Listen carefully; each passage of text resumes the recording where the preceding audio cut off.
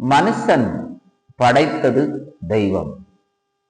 படைத்து தன் ஜீவனையும் அவருக்கு மனுஷனுக்கு கொடுத்தது தெய்வம். அப்படியானால் மனுஷனை எப்படி வழிநடத்தப்பட வேண்டும் என்பதும் தெய்வமே ஆலோசனை கொடுத்து ஒவ்வொரு நாளும் வழி நடத்தி வருகிறார். ஆனாலும் மனுஷன் அது கீழ்ப்படியாமை தனக்கு இஷ்டமான ஒரு வழியை தெரிந்து கொண்டு அதிலே அநேக சிக்குண்டு வேதனைப்படுகிறதை பார்க்க முடியும். ஆனாலும் அந்த வழிகளை தனக்கு இஷ்டமான ஒரு வழியை தெரிந்து கொண்டபடினாலே அவன் நெருக்கத்துக்கும் பாடுகளுக்கும் உபத்திரத்துக்கும் அனுமதிக்கப்படுகிறான். அதான் மனுஷனிடத்திலே ஆண்டவர் தன் ஜீவனுக்கு ஈடாக என்னை கொடுப்பார் என்று ஒரு கேள்வியை ஆண்டவர் கேட்கிறார்.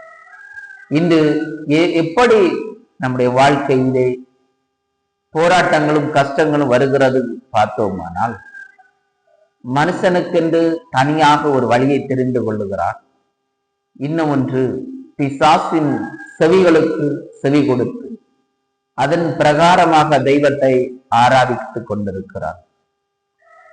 பிசாசுங்கிறவன் வியாதியையும் போடுகிறான்.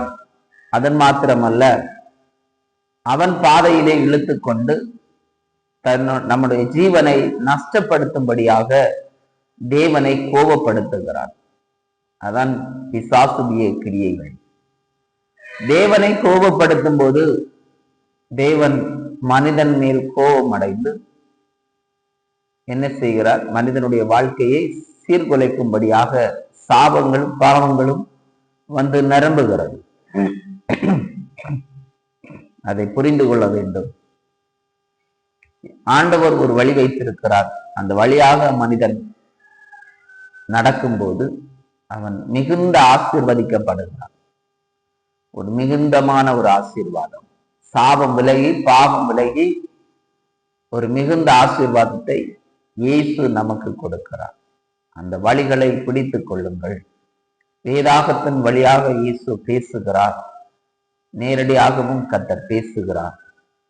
மனிதனை திருப்பும்படியாக, தேவனுடைய பாதத்தில் வரும்படியாக ஊழியக்காரரை கொண்டும் அவர் பேசுகிறார். அதை புரிந்து நீங்கள் அறிந்து செயல்பட்டீங்கன்னா நிச்சயமாகவே உங்கள் வாழ்க்கையில ஒரு அற்புதத்தை ஆண்டவர் செய்வார். அப்படியே இந்த வார்த்தை மூலமாக உங்களை ஆசீர்வதிப்பாராக. ஆமென்.